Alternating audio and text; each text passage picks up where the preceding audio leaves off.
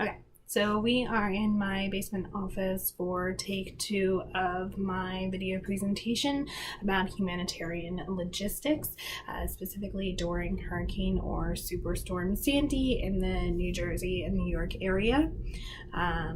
So what are humanitarian or disaster logistics? Humanitarian logistics is pretty much just a fancy way to say having the right resources in the right place at the right time in the right quantities to help relieve suffering due to the disaster. So humanitarian logistics is not a new phenomenon, but it is under-researched and underdeveloped. It's only within the past 15 years or so that significant research has been conducted in this field to help efficiently deliver resources. One thing is clear, however, the impact of storms is having a greater significance on people's lives, where they live, how they work, how the economy is doing. With 327 million people in the U.S., mostly living in dense, large population centers, it's really no wonder that it's a significant when a disaster strikes. Just look at recent disasters, the Florida hurricanes, Texas hurricanes, the wildfires in California, to realize that this actually is pretty common nowadays. So how does it really all work? I had a pretty PowerPoint put together, but it seems to not be uploading, so just bear with me as I explain these kind of concepts. So there are really two types of disasters. One is a rapid onset disaster. Something comes out of nowhere, think earthquake, tornado, that kind of thing. The second type is quite the opposite, and it's kind of a slow onset disaster. Droughts, famine, things that take years to peak. Really, you can see it coming, you can plan for it. So regardless of the type of disaster, there's really three phases. The ramp up, the sustainment, and then the ramp down. So the ramp up is when everything is going on and supplies need to be deployed to an area. Sustainment is just that, sustaining the aid and the infrastructure for the levels that are needed for the duration of the storm. The ramp down is really the winding down of the disaster, what people need, so the resources, the supplies are removed from that area or redeployed elsewhere. So how these segments are managed really depends on local laws and customs. In the U.S., we know that all disasters started locally. We like to keep them local if possible. So in New Jersey and in New York, they employ a home rule.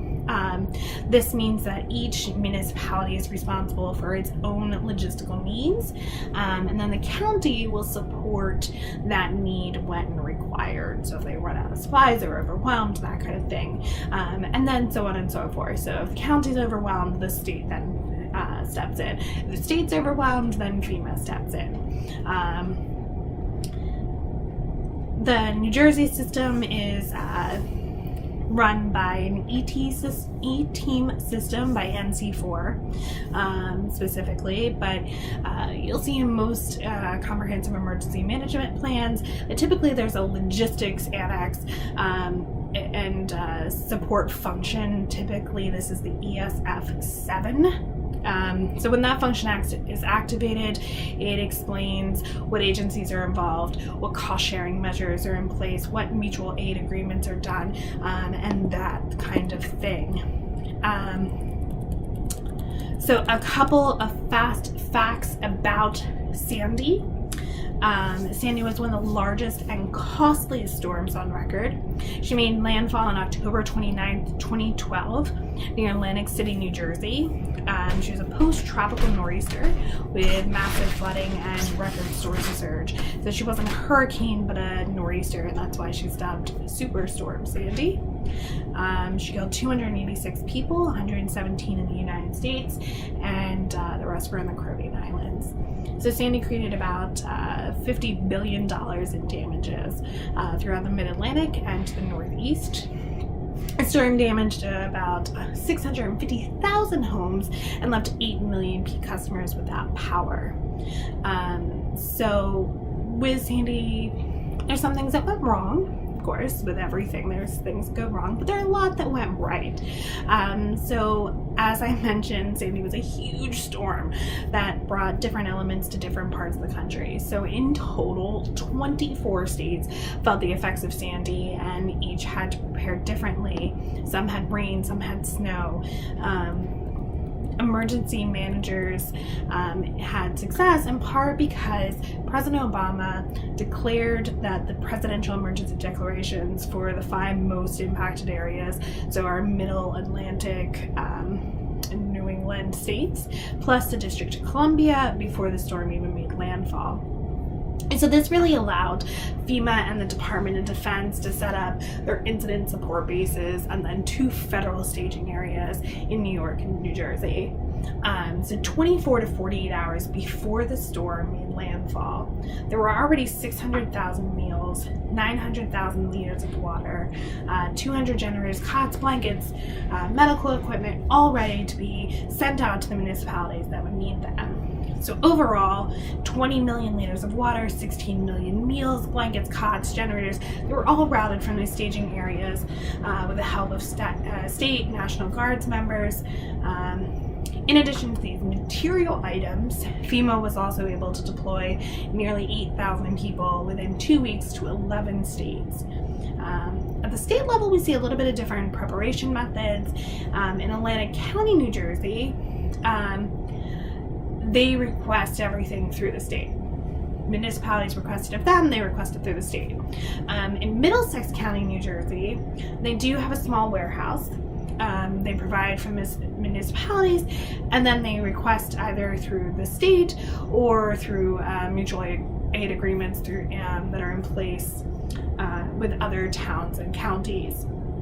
New York City, on the other hand, is a little bit different because of its size and its resources that it has. So it's a little bit more independent, which caused a little bit of an issue during the response efforts. So instead of requesting from New York State, New York City went straight to FEMA with their request a lot of the times. This caused some issues, duplications, confusion about where resources were supposed to go. They also had delays in getting things where they needed to go. We saw this a lot with infrastructure, so getting the tunnels and the subways back up and running. And so what else did we learn from Superstorm Sandy? We learned that Facebook, Twitter, and Snapchat are incredibly important. It's crazy to think of a time before those things existed, but there was. And over 20 million tweets were sent about Sandy between October 27th and October 1st. 34% of that content was from reliable news organizations, government information, or just firsthand accounts of what was going on. So in 2013, Twitter actually realized this and created Twitter alerts to help get out information and get the right resources to people. We also saw during Hurricane Michael, specifically, at least in my realm, that people were sending out Twitter and Facebook alerts asking for rescue and that kind of thing because they were cut off from more traditional methods of communication. We also see that FEMA had some difficulties in their mission assignment process, getting those personnel resources out.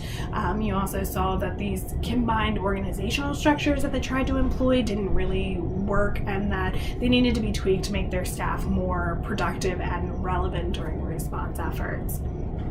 And so a little bit about comparing Sandy to Katrina. So Hurricane Katrina, we all know, was a massive storm that brought with it destruction the United States was frankly not prepared for. So while career officials staffed FEMA, the head always seemed to be kind of a political appointee, someone close to the president. In 2005, that person was Michael Brown, a friend of President Bush's, who had really no emergency management experience. So when Hurricane Katrina hit, Brown was out of his league.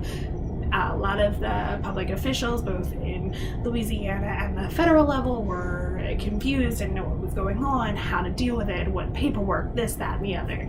So what Fugate did, when the director during Sandy, when he came in, he was a career emergency manager. He had a long history of dealing with these kind of things, knew what he wanted to do, employed a holistic, whole community idea to emergency management, to survivorship versus victimhood, and that kind of thing, which really helped out a lot. Another problem in Hurricane Katrina was after the Department of Homeland Security was formed. After 9/11, there was a reorganization of FEMA under that department, which meant that the FEMA director was no longer a cabinet level position, which doesn't make things easy to get to the president. And with terrorism on the mind, mitigation and preparedness was far from the primary motivator. So there were a lot of issues there, cutting corners, value savings. We didn't really think that would happen, that kind of thing.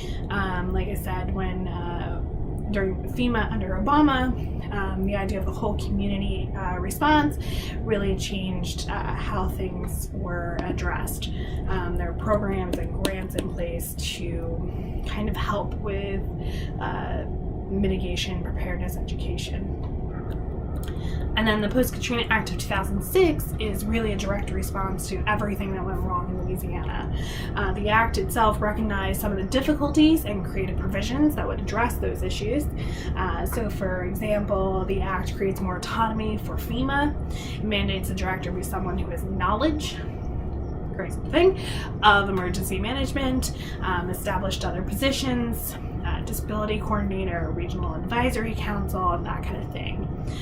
It also, interestingly enough, would help states and municipalities with evacuation plans, and requires plans to be put in place for pets and service animals. This was a huge thing of why people didn't evacuate, wouldn't leave their pets behind a lot of times during hurricanes or disasters. One of the things we need to provide for. It also provides, as I said, for staging of resources. We saw that it's a huge thing during Sandy. We saw it during Michael and Harvey and those kind of disasters. And again, a special funding when necessary for training and disaster studies. So without getting too much into the politics, there's still a lot to do in regards of emergency management that we have to do for humanitarian logistics. There's been talk about putting all of the responsibilities onto the states. There's some pros and cons there, obviously, but one thing's for sure, we really need to prop up our states and local municipalities before that can even be a conversation. So throughout my research, I've realized that several systems that are in place for logistics specifically are just not up to speed.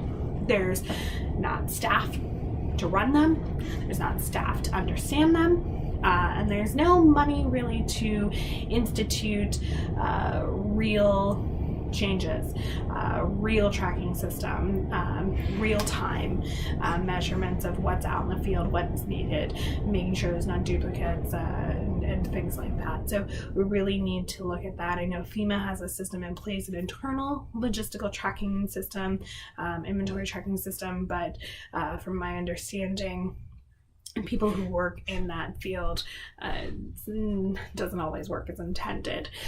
So I know that came in over budget and delayed, but it seems that we still need to tweak some of those systems on the federal level. So the other problem is that we see too much pork in disaster relief bills, a lot of ad hoc legislation. We really need to come together, this whole community holistic approach, and really make sure we're looking at things from a humanitarian perspective instead of a political partisan perspective. So that's a little bit about humanitarian logistics, specifically during Sandy. A lot of things went right. We learned a lot of lessons. And I hope you enjoyed the presentation. The PowerPoint's also posted if you want to see some of those slides, some of the information. And if you have any questions, be sure to reach out.